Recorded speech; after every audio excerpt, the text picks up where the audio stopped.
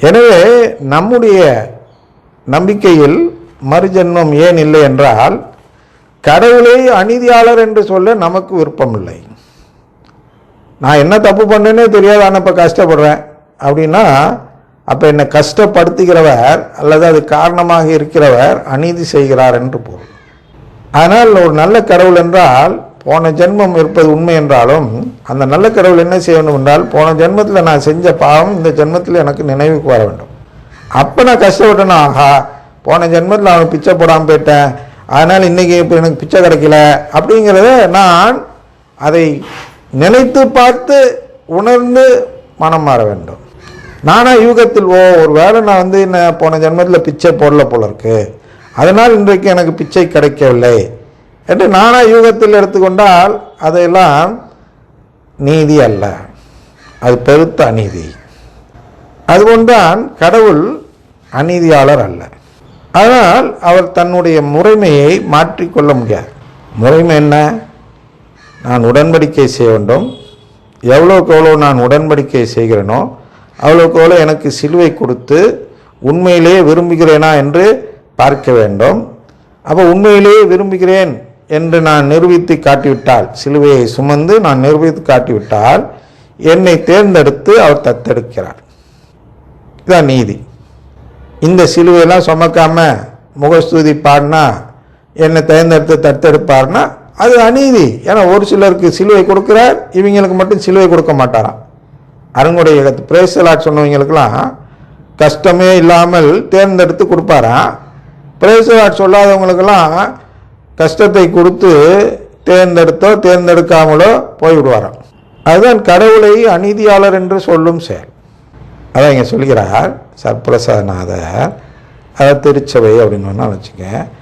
அதுபோன்று மாற்றிக்கொண்டால், முறைமையை மாற்றிக்கொண்டால் அப்படின்னு என்ன திருச்சபை என்ன சொல்கிறது என்றால், திருவருட்சாதனங்களை மாற்றி அமைக்க முடியாது. திருவருட்சாதனங்கள் இல்லை என்று மற்ற பிரிவினை சகோதரர் சொல்வதால் நாம் மாற்றி அமைக்க முடியாது.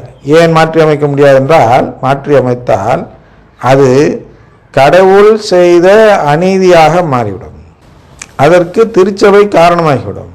அதனால் அதை மாற்றிக்கொள்ள முடியாது. முறைமையை குறைக்கலாம், கூட்டலாம், ஆனால் மாற்ற முடியாது. அதாவது வேறு வழியை தேட முடியாது. திருவருட்சாதனம் இல்லாத இன்னொரு வழியிலும் மீட்பு கிடைக்கும் என்று சாணியை எடுத்து நெற்றியில் பூசிக்கொள்ளுங்கள் மீட்பு பெறுவீர்கள் என்று திருச்சபை சொன்னால் அது வழி பிறக்குமானா பிறக்காது.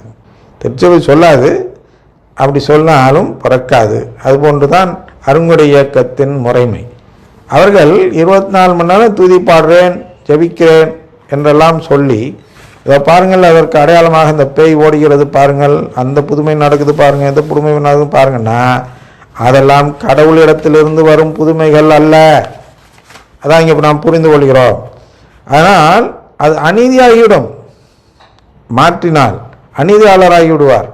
அவருடைய முறைமைப்படி அவருடைய வயலுக்கு, அதாவது திருப்பலிக்கு வந்து அவர் கொடுக்கும் வேலையை, திருப்பலி காணும் வேலையை, அதை உடன்படிக்கை செய்யும் வேலையை செய்பவர்களுக்கு மட்டுமே அவர் உண்மையான கொடையை, அதாவது கடவுளின் ஃபீலியல் உறவை கொடுக்க திட்டமிட்டுள்ளார் என்று சர்ப்பிரசாதநாதர் என்பவர் கூறினார்.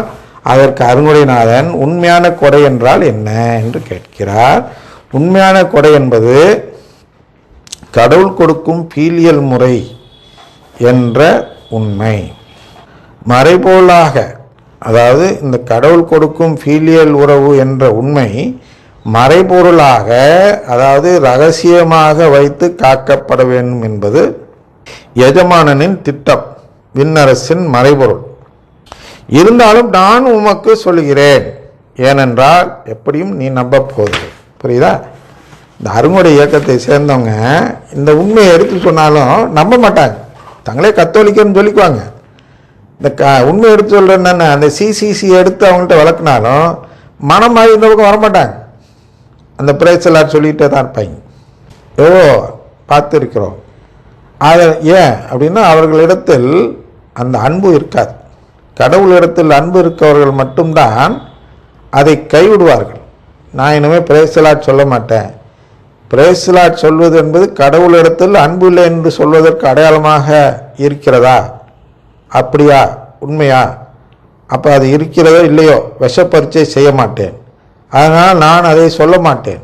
ஏனென்றால் நான் கடவுளை அவ்வளவு தூரம் நேசிக்கிறேன் என்று ஒருவர் சொல்ல வேண்டுமென்றால் அவரிடம் அந்த அன்பு இருக்க வேண்டும். இந்த அன்பு இல்லாதவர்கள் சொல்லிக்கொண்டே தான் இருப்பார்கள். ஏனென்றால் சாத்தான் அது போன்ற ஒரு நெருக்கடியில் அவர்களை வைத்து சொல்ல வச்சிருவான். இந்த இடத்துல வேறு இல்லைனாலும் விளக்குறேன் பார்ப்போம், முடிஞ்ச வரலாம். அது நைட் ஒன்று இருக்குன்னு சொல்கிறீங்களா? அதனால் இந்த உடன்படிக்கையில் இந்த 4 பகுதிகள் சொன்னேன் அல்லவா? அப்பம்பிடுதல், வார்த்தைப்படுதல், திருச்சபை கட்டுதல், செயலில் காட்டுதல் என்று இருக்கிறது அல்லவா? இந்த செயலில் காட்டும் பொழுதுதான் 4 விதமான சூழ்நிலையில் அந்த பிரேசலாடை சொல்ல வைப்பான் சாத்தான். இனி நாளை தொடர்வோம். தந்தை மகன் தூயாவின் பேராலே ஆமென்.